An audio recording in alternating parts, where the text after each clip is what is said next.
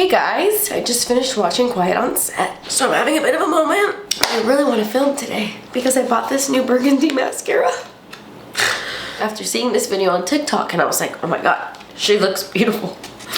And I wanted to try it out because usually these kinds of colors look really nice with like green eyes, and I wanted to see if maybe this made my eyes pop because I recently bought the blue mascara. I don't know if you guys saw my recent video, but I really like the new YSL blue mascara I recently bought, and I just love colored mascara, so I wanted to film a look surrounding this mascara. And I think I want to recreate her look, Erin's look. I mean, I have no idea what makeup she used, but I just gathered things in my collection that looked kind of similar, and I just want to do a little get ready with me while I talk to you guys because I cannot. Also, Erin was using the Maybelline Sky High mascara in burgundy. I couldn't find it anywhere. I tried to get it on Amazon. I couldn't find that burgundy one, so I saw this one. This is the L'Oreal Voluminous Original in burgundy, so hopefully this is not too dark, although it looks a bit dark. We'll see.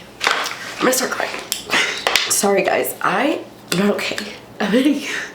I should not be filming right now. I'm gonna use my Typology face moisturizer. I love this. Erin had a really dewy look. Like, her skin looks nice and glowy. My tears will probably help with that.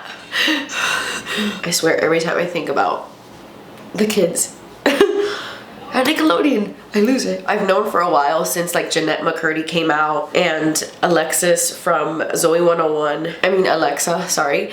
I've known since like she went on the H3 podcast and she talked about the weird shit with Dan Schneider and Nickelodeon. And when Jeanette McCurdy came out with her book, I saw a bunch of interviews with her, and my heart has been slowly breaking for years now. And I've known for years, I've known for a long time, that the industry is truly disgusting, and there are P3 DOs literally everywhere, especially in the kind of work environment that involves little kids, like teachers and shit like that. So I've known for a while that there are freaks everywhere, and Hollywood is so scary and crazy, and I've known. But there was just something about the Quiet on Set documentary and hearing everybody's point of view and their story about what happened that I swear just broke my heart. It really broke my freaking heart, because I was born in 1992. I grew up with these kids on Nickelodeon. I grew up with them. A lot of them are my same age, and Nickelodeon was like my favorite program. I was more of a Nickelodeon girl than I was a Disney girl. I loved the Nickelodeon shows. And obviously we've seen, like with Amanda Bynes, what has happened to her over the years, and clearly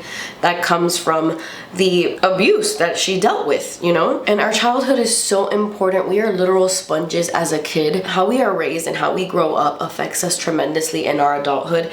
And it's just so sad to think that like Amanda Bynes' dad, if you guys saw the Quiet on Set documentary, was more concerned with like making a huge star out of Amanda with Dan Schneider than he was like protecting her and making sure that she had a childhood and that she was just a kid and that she was okay. Guys, I used to record like little videos with my cousins growing up, and we would recreate the Amanda Show, and I would do the whole little Judge Trudy bit. We would literally recreate the Amanda Show, me and my cousins, and we did that every weekend. Like, the Amanda Show was our whole life. Okay, she was my absolute favorite. I wanted to be just like her. It's insane. It makes me so sad to see that they wronged her so much, and she just didn't have a childhood. She was robbed of that shit, and I'm sure there's so much that happened to her that we have no idea about. I'm sure that documentary barely touched the surface, bro. Barely touched the surface of what went on that set, behind the scenes, all those years with Nickelodeon in general. We don't know the half of it. But you know what breaks my heart the most? And I posted a TikTok about this the other day, but it's the fact that these parents like didn't do more to protect these kids. And I know it's a different generation, and kids back then were like raising themselves and parents weren't as involved, which is crazy to me. But I can't imagine. And I'm really not trying to judge this mother, because I'm sure she regrets this like more than anything in her life. But the fact that one of the ladies in the documentary, her daughter was like on a couple episodes of All That or something like that. She was just starting on the show, like she had just gotten this big break. She was 13 years old, and this guy Jason Handy, the PA that was on Quiet on Set, okay, the PA that would like walk the kids to the back, because another thing, parents weren't really on set. They kind of just let like the adults on set that are supposed to take care of these kids just, you know, take care of their kids, which can't really judge them for that too much. But this guy, this Jason Handy guy, this PA, starts having this email relationship with this 13-year-old girl back and forth.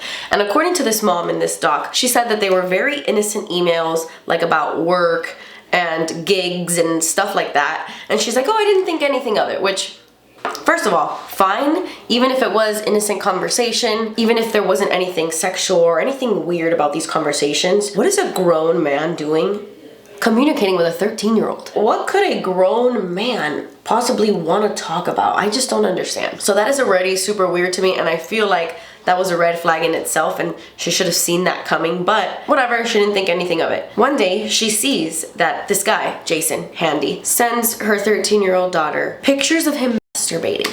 Pictures of him touching himself. The little girl's name is Brandy. In the email, he tells Brandy like, oh, I just want you to know that I'm thinking of you.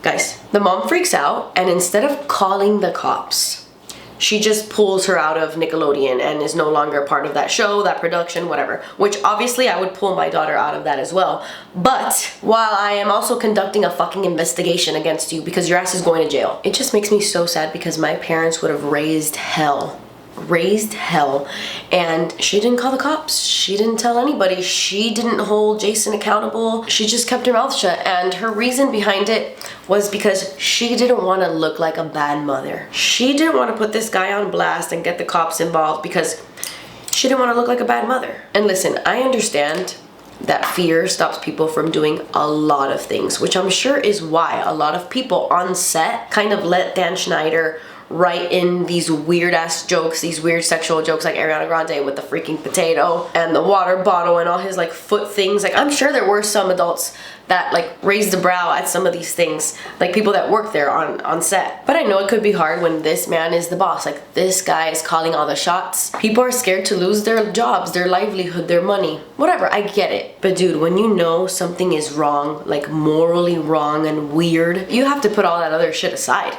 You know, innocent kids come first. And so I just thought it was so disappointing to know that Brandy's mom just didn't go to the cops, and she could have prevented him from doing that to other little girls, which he did. Listen to this, guys. This man, I mean, I'm sure a lot of you already saw the doc. Let's please talk about it in the comments. This man was writing in his journal or diary or whatever the fuck he was writing in. He was writing that he was a full-blown, full-blown, that he felt it in his heart fully, and that he had all these urges and all this shit. He had plastic Ziploc bags with a bunch of little girls' names on them and a bunch of little trophies in this Ziploc bag. Like, he'd have little girls' underwear in some of these Ziploc bags, and one of the Ziploc bags had Brandy's name on it, and it had like the letters that she had written him and like little innocent things that she had sent him, but obviously wasn't innocent from his point of view. And so he got arrested and all of that years later, and it just sucks. I don't want to judge a parent or anything like that because I know it must be hard, and like I said, I'm sure she feels bad, but I just don't understand it because in this life as a kid, the only people you have are your parents, and when your parents aren't even protecting you, like, that's just the saddest shit to me. That truly breaks my heart, and I can't even imagine that. I truly can't imagine that. There are a lot of sick fucks out there, and you can't even depend on your own parents to protect you from these sick fucks. That breaks my heart. That breaks my heart. My heart was being torn apart for Drake Bell's dad. Let me tell you, I was just seeing him cry. I was breaking down too, and it's so sad to see that Drake's relationship with his dad really fell apart because of Brian Peck and the manipulation and the shit that he was putting in his head, like, oh, your dad doesn't care about you and all he wants to do is take your money and all this shit. And Drake Bell was a child, a freaking 14-year-old. He doesn't know any better. So I feel so bad because he even manipulated his mother into like letting him sleep, which I struggle with Drake Bell's mom. I do. Because how is Drake Bell's father gonna tell you, don't let Drake Bell be alone with this man, I have a bad feeling, and you're just gonna brush it under the rug, you know? Sweep it under the rug. I know she was being manipulated by Brian Peck too, but come on, that's your son. And the fact that his girlfriend at the time, I think he was like 16 years old, Drake Bell was at his girlfriend's house and Brian Peck kept calling him and being really persistent and fucking weird, that Drake's girlfriend's mom was like, what's going on here? Something is wrong with this guy. Why does he keep wanting to talk to you? And if it wasn't for Drake's girlfriend at the time, if it wasn't for her mom, who knows if Drake would have gone to the police? Like, who knows? Because his own mother wasn't seeing the signs. It took Fulanita's mom to see the signs in like 5 minutes. What? It's so frustrating, but I just try to tell myself it was a very different time. Us as adults, like, today adults are very different and we see things differently, and we are the generation that really is, I think, healing these traumas and doing right by our kids. And I don't know, it's something that broke my heart. I'm gonna cry. No, I have my makeup on. It broke my heart to see because like I love Drake and Josh. I loved that show. I loved it, all that. Are you kidding? Just like Amanda Bynes was my whole childhood. This whole, like everything just breaks my heart. It sucks. It sucks. And I hope all those sick fucks get what's coming to them. I hope more and more just starts to be revealed about these people in this industry. Did you see that Dan Schneider like made an apology? He did like an interview with some guy who used to work for Disney or something, but it was uploaded to like Dan Schneider's YouTube channel, so it's all bullshit in my opinion, and I don't even want to watch it because it seems very, very biased. He's basically just like saying sorry for all the creepy weird shit he did. But even then, as he's saying sorry, I saw like little clips when the H3 podcast was reacting to it. Even then, he's saying sorry, but it's almost like he's blaming the people around him as he's saying sorry. He's very much like, yeah, I did all these things, but there were a bunch of adults around me who kind of let it happen, which, yes, but it still makes you a freak. Honestly, a lot of those adults are at fault too for just like letting shit happen, but that motherfucker was still the ringleader. Now, I don't know if things have come out about Dan Schneider like at the level of the Jason Handys and the Brian Pecks of the world, but the fact that he worked with these people, I don't know. I know you don't really know people's personal life, and there could be a full-on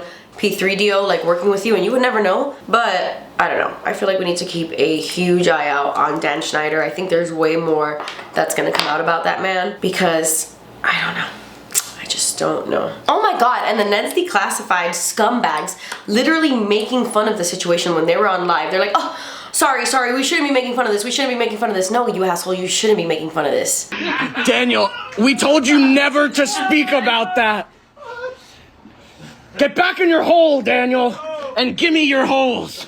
Sorry, we shouldn't joke about this. We really shouldn't. This is awful. Why are we doing this? Because this is about us. Listen, our set was not like that. Disgusting, I swear. It boils my blood. I don't know. I think a storm is coming, folks. I think a storm is coming. I think more and more things will start to come out. I mean, I was surprised to see that only those 2 women who worked on Nickelodeon were a part of that doc. I'm sure people were terrified to come out and make statements. Fear stops people from doing a lot. I think the big kicker out of everything is that Brian Peck went on to work on another kids production show like in Disney after being a convicted child molester, pedo, all of that. Convicted. They still let him work on set with other kids. Okay, I applied the mascara off camera, sorry. And I don't know if you could really see a big difference. Can you guys tell that I'm wearing burgundy mascara? What do you think? I feel like it just kind of looks like brown mascara. I don't know, can you tell there's like a red tint to it? I like it. I just 100% wish it was a little bit more noticeable, a little bit more like burgundy, you know? Kind of like how the blue mascara looks super blue. Like you can tell somebody's wearing blue mascara from a mile away. I wanted something a little bit more red, you know? I love this fall inspired look in the middle of spring. Anyway guys, I'm sorry for the start of this video. I just finished the very last episode right before I jumped onto film. Like as I was getting ready to film this video, I was watching it on my phone, like on the HBO app, and it just really got to me. Like I was just overwhelmed with so many emotions when it ended, and like thinking about, I'm not. It's a lot. And for me, like a very hard watch. I don't know.